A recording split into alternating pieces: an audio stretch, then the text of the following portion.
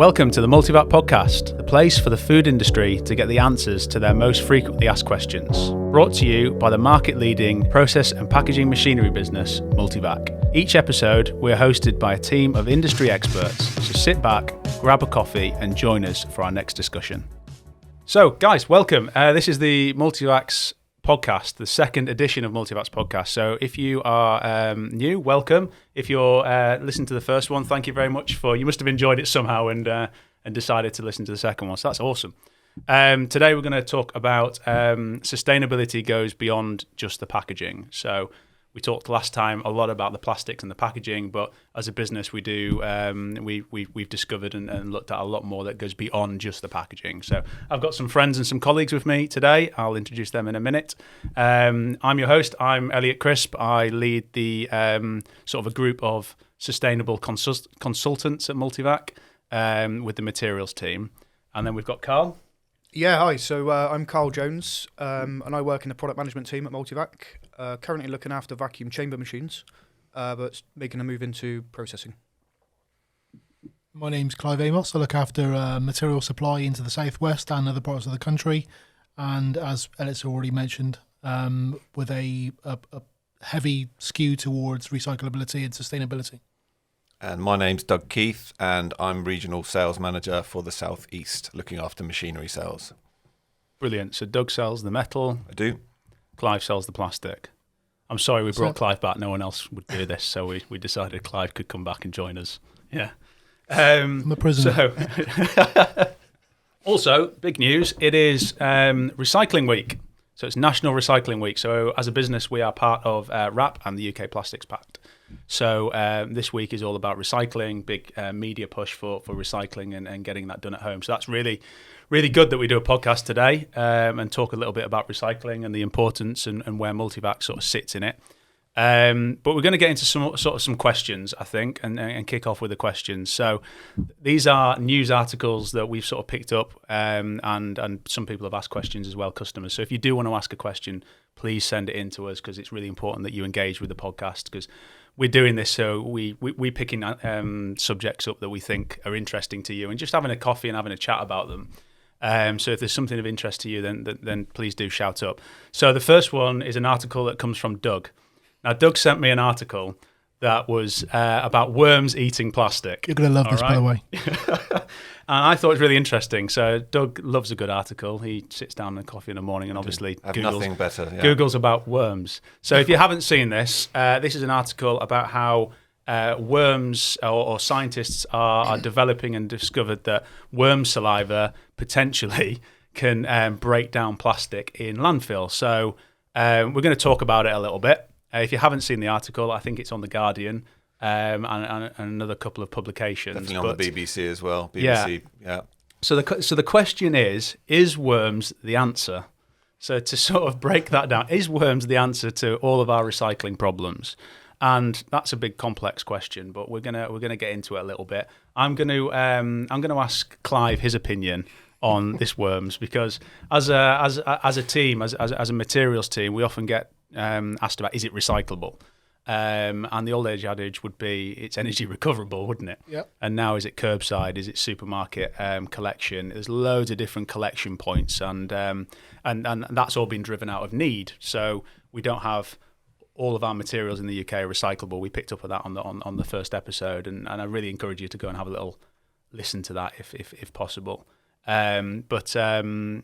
Yeah, Clive, opinion about worms bridging the gap on recycling. The first thing that pops into my head is that of animal cruelty, which I think will be the end story when these huge monster worms come into the system. They're worried about microplastics in fish, and now there's going to be microplastics in worms. Exactly that. But you never know, they might be able to process. I don't think they actually eat it. I think it's their saliva. They sort of move over it. They maybe, I don't know, mouth the plastic. So it's an excretion rather than... I don't think they consume it. Right. But when I saw it, I thought, as I said, followed it across to Elliot, thought it was quite an interesting concept. And, if it works, it could be the thing that saves the planet a little bit more. It makes plastics a little bit greener, shall we say, than some of them are.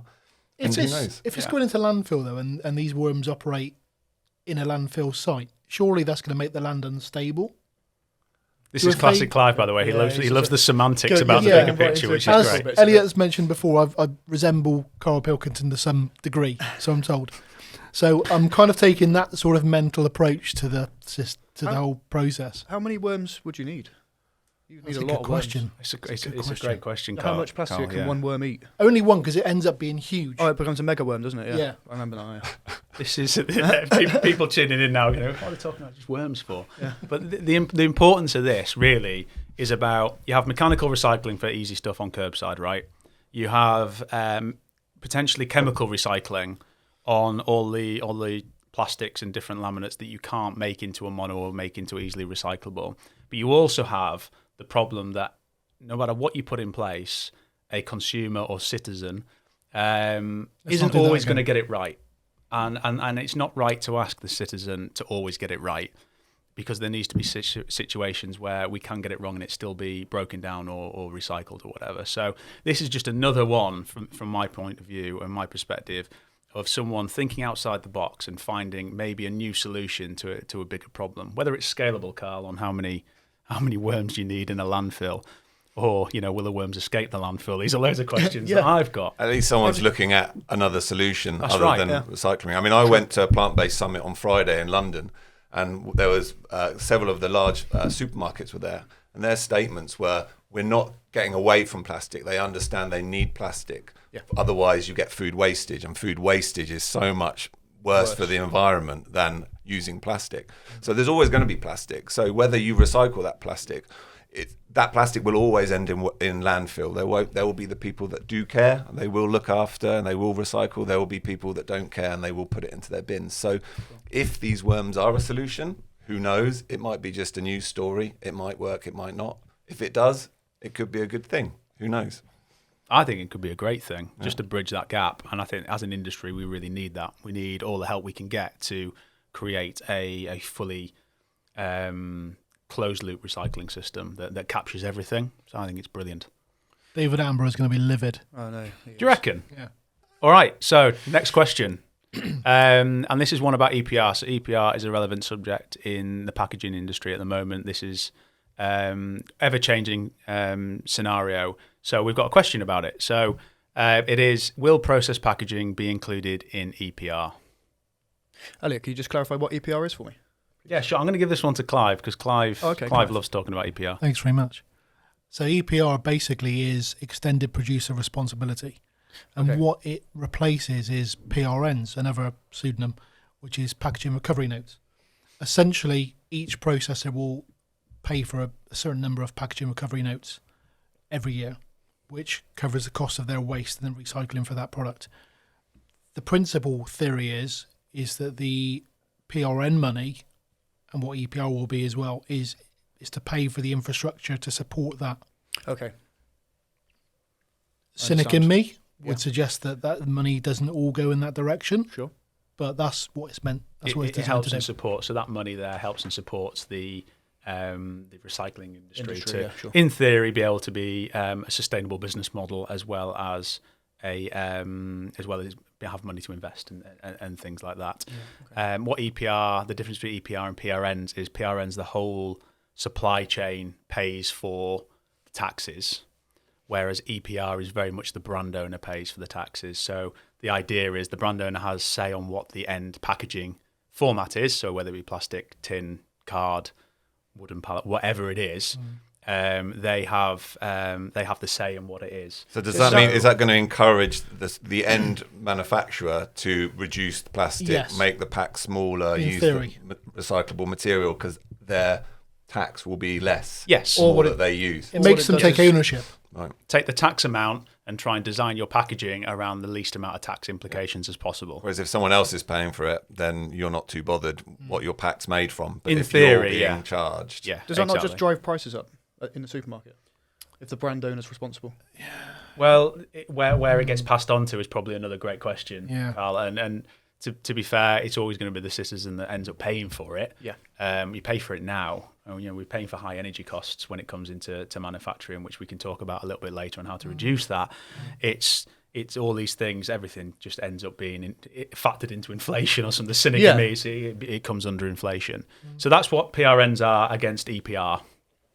And then process packaging, because I know Doug wants to answer this one. Process packaging. Process packaging, Doug. Well, that is, as far as I understand it, is all the packaging used within the process of the equipment before it then gets further packed onto the supermarket. So anything within the factory to hold product for a period of time before it's sliced. That is my understanding of that terminology. 100%. It's all the packaging that you don't see on the supermarket shelf that equates to getting that product on the supermarket. Yeah, okay.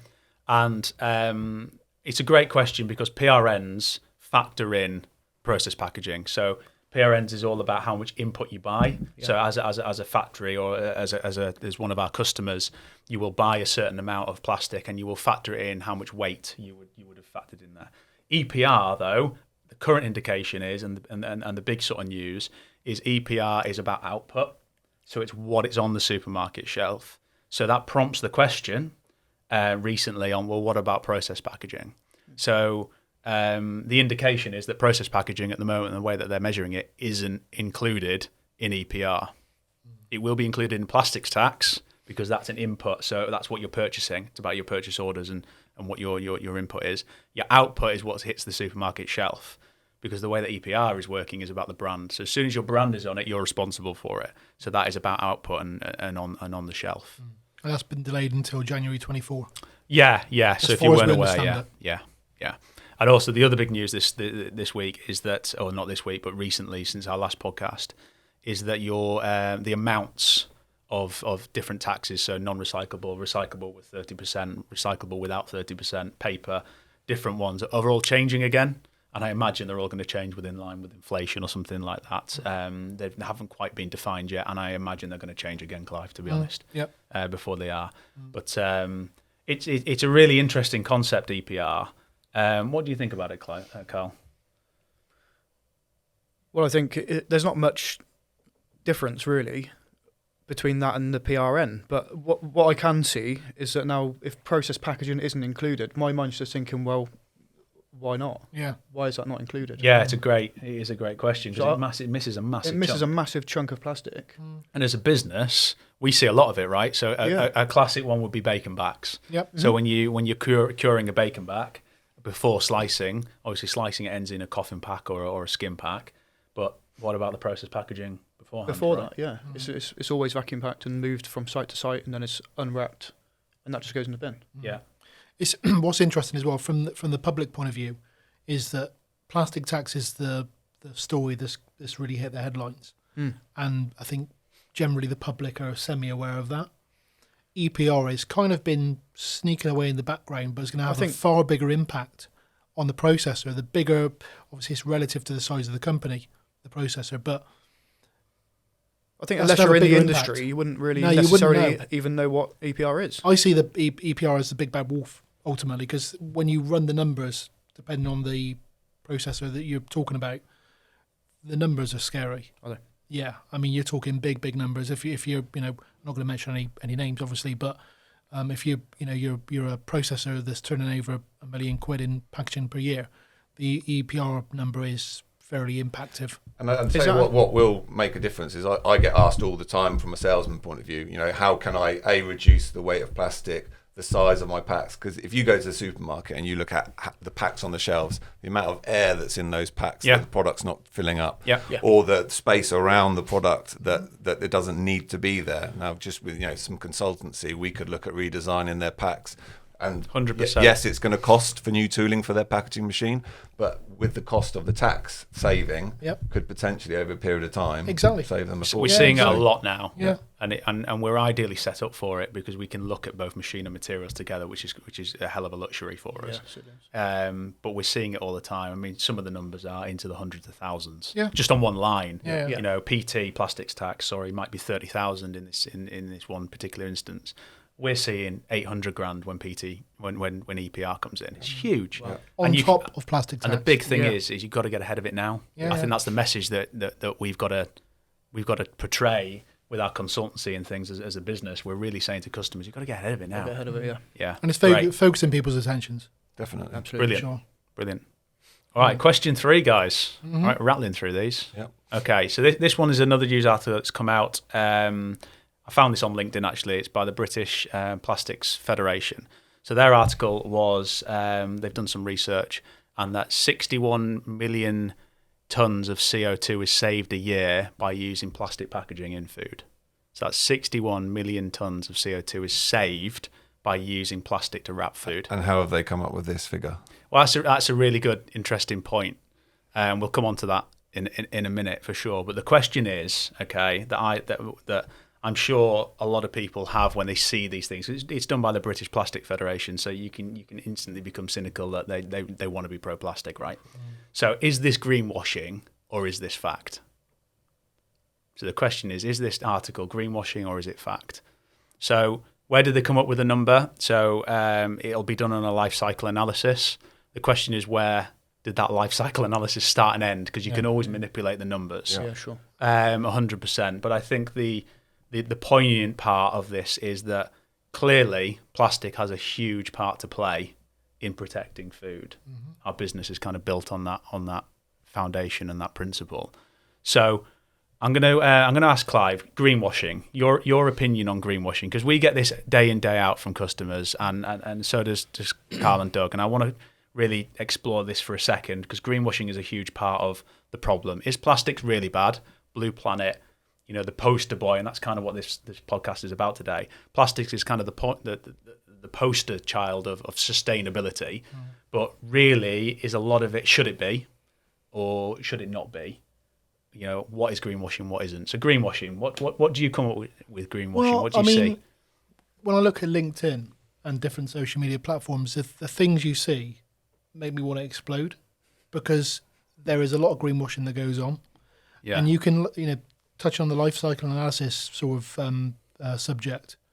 You can make that read however you want it to read to some extent. You can manipulate the data so it makes your product and your process look really good. Or on the flip side of that, you can make it look really bad if you're trying to, discredit somebody else. So greenwashing is a real difficult one in the industry, because there are so many things that go on. Just conscious I just banged the table then. There's so many things that go on in the industry. There was one the other week about a fairly famous bakery producer basically claimed that all of their bread bags were recyclable. Okay. Now, we know that not to be true, based on what they were claiming, but it's one of those things. If you go into battle with these people, it makes you look really bad.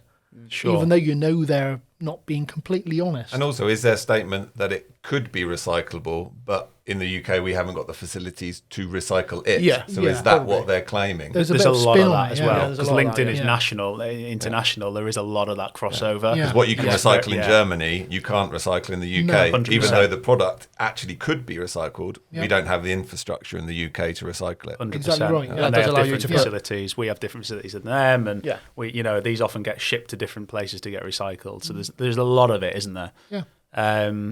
Yeah.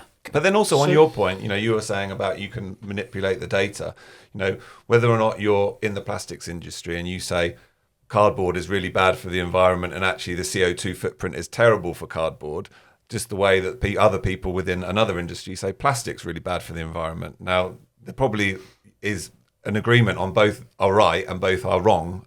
You have to be. It's just all about the angle that you sit in, and it's all about perception. And we come back to this PR piece of paper does look better on the shelf because plastic has got such a bad image. Yes. And I thought this article is really interesting because it really tries to educate people about plastic and how it is a really valuable resource.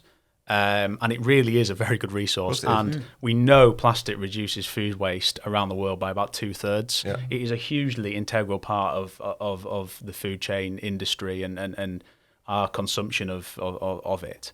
But it's really about how we keep it. From my perspective and from MULTIVAC's perspective, it's how we keep that material. So how do we use it and then how do we reuse it? And that's really where the Plastics Federation comes across, I think, because they're like, this is a really valuable resource, guys. Don't chuck it out. Don't abuse it like we have done for 10 years or 20 years or 30 years when it was created. But know what it's good at and then build on that. There's a reason why it's used. Of course. I mean, it's been engineered over decades to do what the job that it does. Yeah. Yeah, It's been overused and it's been abused. I mean, you look at, the obvious examples of fresh produce or produce packs. Yeah. Apples don't need to be in plastic. They just don't. No. That's why you're seeing a move Neither now do- to cardboard boxes and this sort of thing. Great move. Yeah, which is a really simple thing. But it's just one of those things that over years, over the years, it's become the norm pretty much. Let's just stick it in plastic. Yeah, you buy a bag of Because carrots. it's easy. It's in a plastic bag. Exactly, They yeah. grow, they've just been taken out the ground. Is there any need for it? But also, as I said, I genuinely think that it's the food wastage is the thing that is the worst issue that they're dealing with. So at the plant-based conference on Friday I went to, the supermarkets were saying they're going to account for a third of their product that they manufacture is going to be wasted. Now, whether that's wasted in production, whether that's wasted because it goes out of date on the shelves on the supermarket, or whether that's wasted in the consumer's fridge because they don't use it in time. But they account for a third of everything they manufacture will be wasted. But that's the allowance they make for it. Yeah, that's the allowance they make for it. That's So what do you do? What can you do to alleviate those reduce that. problems? Yeah. How do you look at your manufacturing practices so you're not wasting it there? How can you look at the packaging types so that you're not wasting it in the supermarkets, or you're giving an extra day or two shelf life to your product? Yeah, exactly that. To enabling to reduce and the that's wastage. a really important point. And it really comes down to protect the food, and then how do we recycle? So on the back of like Recycling Week, that education piece of plastic's really important. You need to be able to recycle this. An industry is working. We are working very hard to make everything recyclable. It is not quick. It is not fast, but we are doing everything we can. But the consumer's got to be aware of the valuable resource that they're holding, and I think that's really important, especially on Recycling Week. And it's another important point that RAP are trying to tackle greenwashing. So they have sprint groups about defining greenwashing, because it really, really grates. Like Clive and I talk about this a lot, about is that the truth? Is it the truth? Or is yeah. that just a load of green crap or greenwashing? Yeah. And I think it's really, really important.